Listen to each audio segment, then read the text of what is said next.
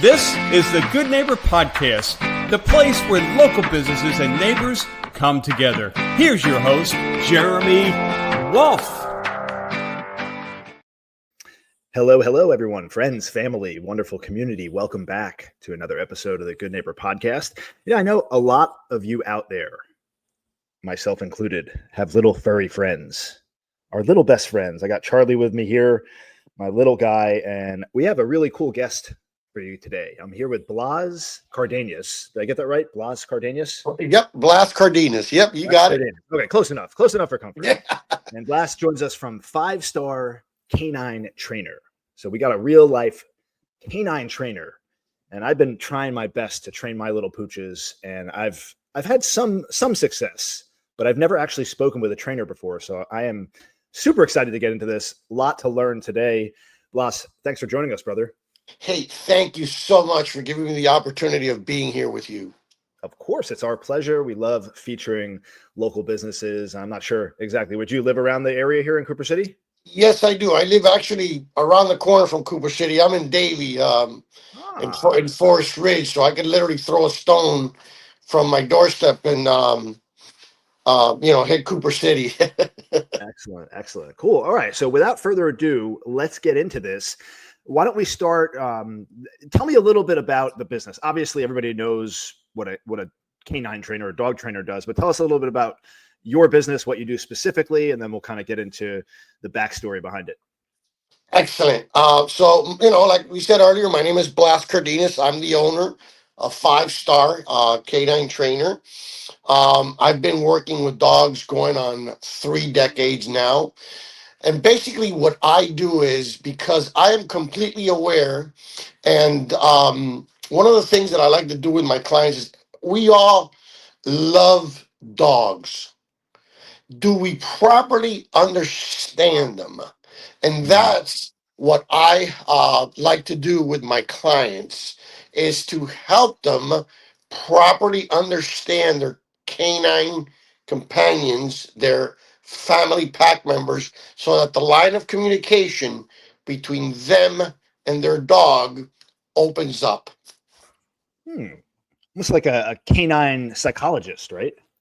Pretty much. Yep. Pretty much. Yep. I love Chihuahuas. I love them all. I mean, Oh, of course, all of them. Yeah. Dogs are just the best. I don't have anything else to say other than that. I cannot agree with you more. I love them to death. Yeah, and I always thought that I mean, whatever business I was in was the wrong business. I needed to do something with dogs because I'm just unbelievably in love with them. I wanted to ask you, what's a common mistake that dog owners make without even realizing it? Like, what's the most common thing you see? That's a great question, and I'm glad you're asking that.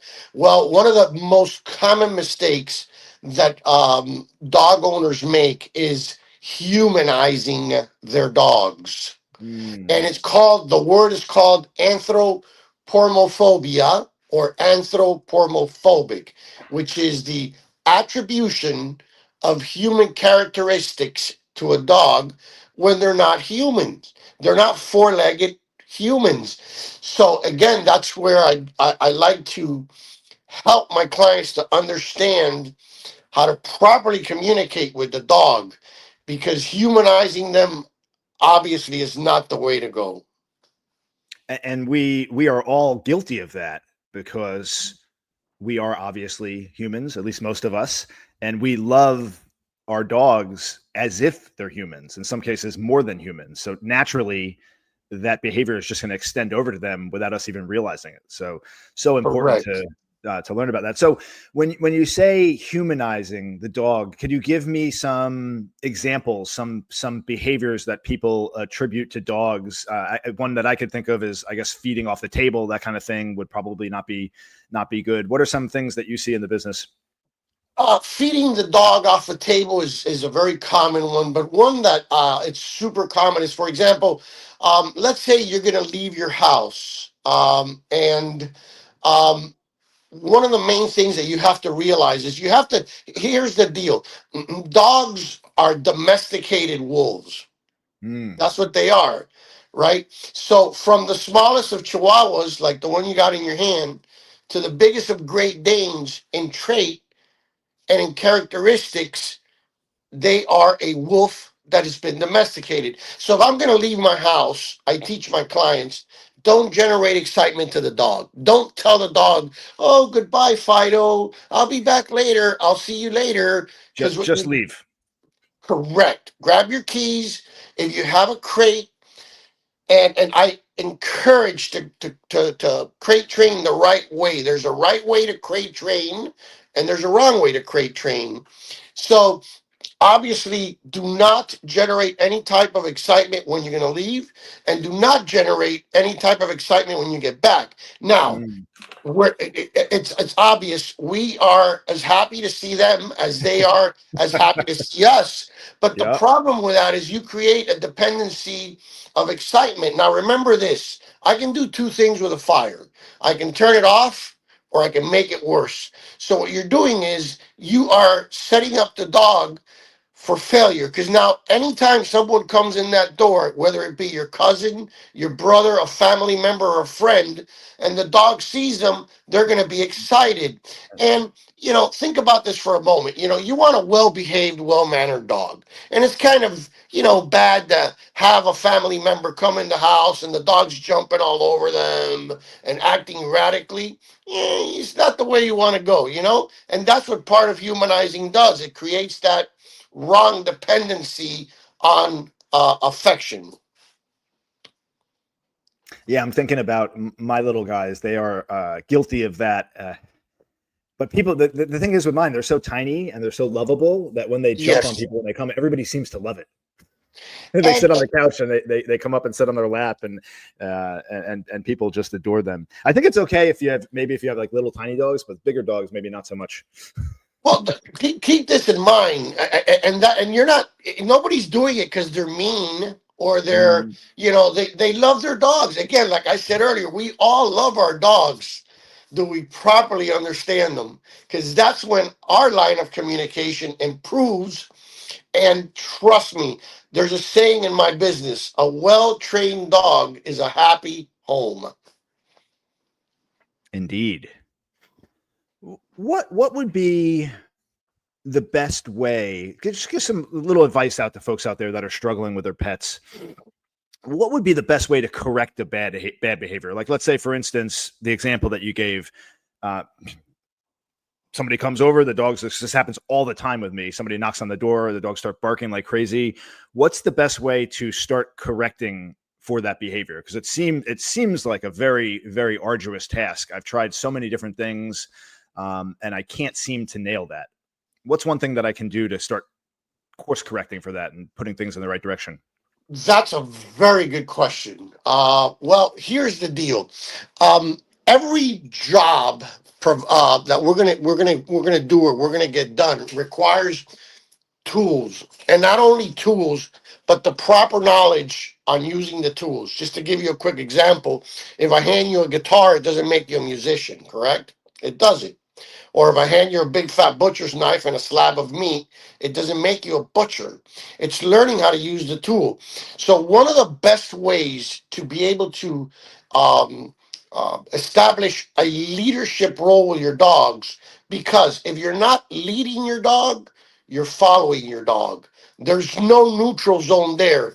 Is through that very that a leash. A leash is a proper tool that makes you one with the dog. So one of the ways to be able to correct negative behavior is through the positive use of a leash and knowing how to correct the dog the right way, because there's a right way to correct and there's a wrong way to correct. So you want to make sure that you educate yourself properly on how to properly correct the dog. So how does that the leash play into while I'm in the house and the dog goes crazy? So let's play this through. I'm sitting here. My son's friend knocks on the door, and then I get my other one, Coco. He always goes crazy, and the other one follows.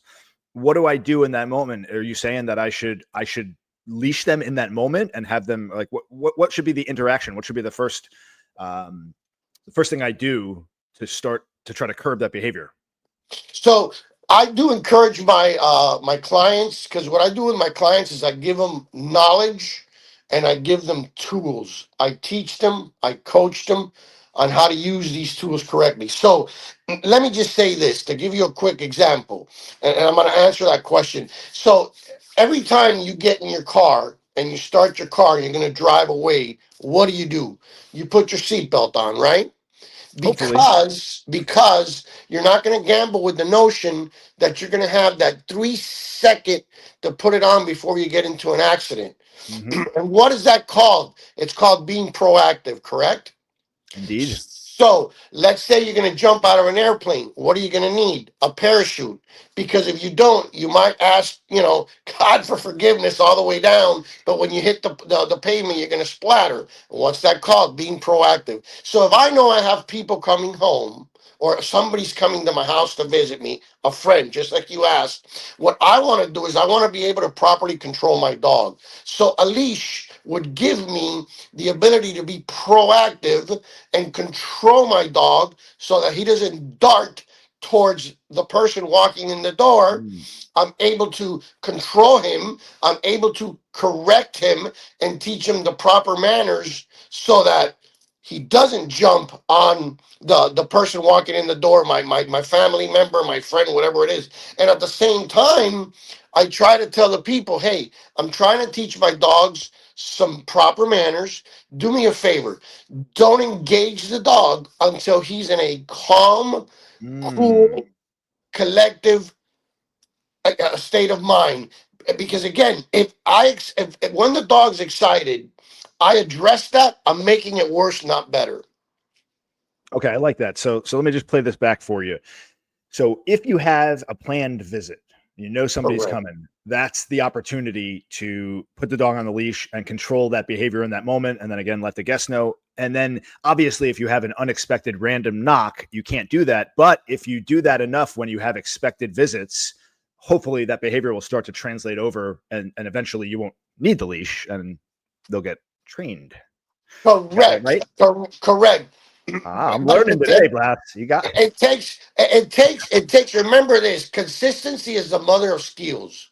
mm-hmm. Dogs learn by Repetition. repetitious activity, and they learn by consistency, not how long you work with them. So the more repetitious you are and the more consistent you are with your dog, the more they're going to learn.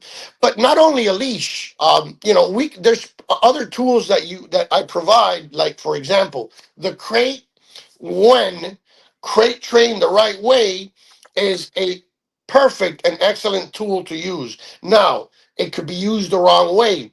And so is another exercise called spot place training, where I could put my dog and have my dog relax there until I've given my dog the proper command or the proper release. Now it's okay, we can engage. But in other words, is that getting that dog under that proper mental control. In other words, I like a calm, submissive, and obedient dog. Yeah.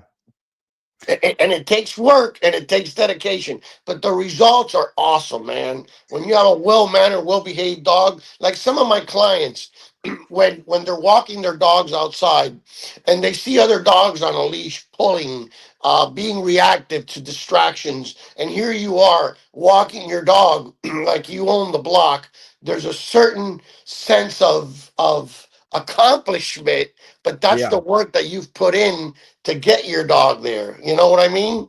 Yeah, that's another one that I have issues with my other dog, Coco. When he goes out on the leash, something about being outside on the leash, he just pulls all the time. And we've tried so many different things to pull back that behavior. And when he sees other dogs, he just, I'm that guy in the neighborhood where my dogs are pulling, they're sweethearts. But if they see other dogs, and a lot of times it's not all the dogs. It's crazy how the energy that different dogs have. There's some dogs that give off different energies and they make them go crazy. And I've been unable to curb that behavior. Any tips or tricks for me in that realm? Yes, absolutely. Learning how to properly master and use a leash, because again, a leash is a tool. If you don't know how to use it the right way, the dog's gonna pull. the dog's going to want to control the walk instead of you controlling the dog and the walk. Does that make sense? So it's very important. One of the things that I don't encourage my clients is to walk dogs on a harness, because when you have the dog on a harness, the dog controls you. You don't control the dog. And then if the dog sees a squirrel or a cat or any distraction and you're not having that proper control, guess what the dog's going to do? He's going to be Mm. reactive and he's going to control you. So, yeah, learning how to use the leash the right way is key to getting the dog under control on the walks. Hold that thought for a second. I want to on that note. Uh-oh, they got excited because I went to get a leash. They think I'm taking them out. I stopped the harness, so my wife started looking into. Do you I'm not know? speaking in the mic. Do you know what that means? You know what that means? What's that? Dogs. So you just said that the dog got excited when you got the leash, right? Yeah, Dogs learn by association. So they associate the leash with a walk. of course. And guess what they do? They get excited. You know? That Yeah. that So yeah, my wife, she started looking into training, and she's done quite a bit with the dogs and gotten them to a good place with many of the behaviors. We ditched the harness a while ago and got one of these leashes instead. that slip knot. Yeah, Great leash. and Yes. you're right. It does when you use it properly and control properly with it. It works. But the problem that I have sometimes is that it slips down the neck, and sometimes he pulls so hard it feels like he's choking him, and it gives me cause for concern. It creates like more anxiety in me because I don't want him to get hurt, obviously. So maybe I'm Correct. just not using it correctly. Yeah, for extreme pullers, I encourage. Now, let me say this: some of the tools that I use for dogs, there's misconceptions with them. For example, I have a Belgian Malinois. I don't know if you're Oh, familiar with the breed. It's not a breed for everyone. It's the breed used by police and by the military. And I use, when I first started working with them, and up to this date, I use a prong collar. Now, the only thing wrong with a prong collar is the way it looks.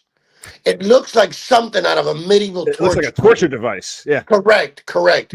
But when you learn how to use it the right way, because it's all about knowledge, right? Hmm. When you learn how to use it the right way in conjunction with a leash, it produces a phenomenal result where the dog walks with you the right way under any and all distractions and under any and all circumstances. But again, the key is learning how to use the tools the right way. I could be the best car mechanic in the world. You bring your car to me and I don't have the proper tools, I can't fix your car. Or I have the best tools that money can buy, but I have no idea how to use them. The job ain't getting done. So when you combine knowledge with proper tools, the results are awesome with long-term results. Yeah, this is really useful stuff, and I know our listeners are going to get a lot of positive tips out of this. And I wish we had more time to go through this, but I did want to inquire a little bit. I was checking out your website, and I saw that you are the official trainer for the dog trainer for the Miami Heat. Did I see something like that? Correct. I have worked with a lot of the Miami Heat dancers. I have worked with some, like I've worked with, I got the guy's name in the tip of my, Brzezinski from the Miami Dolphins. I've worked with, Mouth of the South, Jimmy Hart. Um, he was Hulk Hogan's manager for quite a while. So I've been in this business a while, man. I don't consider this a job. I love what I do. And if you love what you do, you don't work a day in your life. I'm passionate, I'm consistent, I'm thorough. And, I don't want to seem arrogant or cocky, but I see myself as the best dog trainer in South Florida. Because look, everything has evolved. Everything. Conventional dog training is out the door. There's new methods to teach and train your dog that produce a phenomenal result. And that's what I do with my clients. Speaking of clients, obviously you live here right by my area. Where do you typically service? Like, how far will you go? Anybody's listening to this? I cover 3 major counties: Miami-Dade, Broward, and Palm Beach. Right now, I'm at about, easily you could say, about a month and a half wait list. I have a yeah, I'm super big. It's just me. And I'm going to, when the time is right, I want to hire the right person. But it has to be the right person, man, because not everybody is cut out to do this job.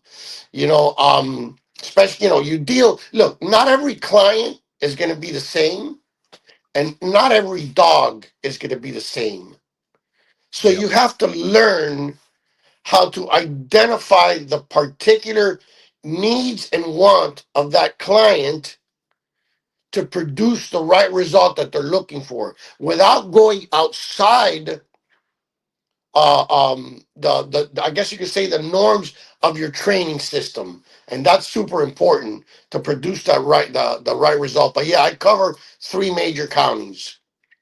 And how can we learn more? What's the best way to connect with you? Maybe share your website and your contact information with our listeners. You could go to my website, or you could call me. My number 954-305-5177.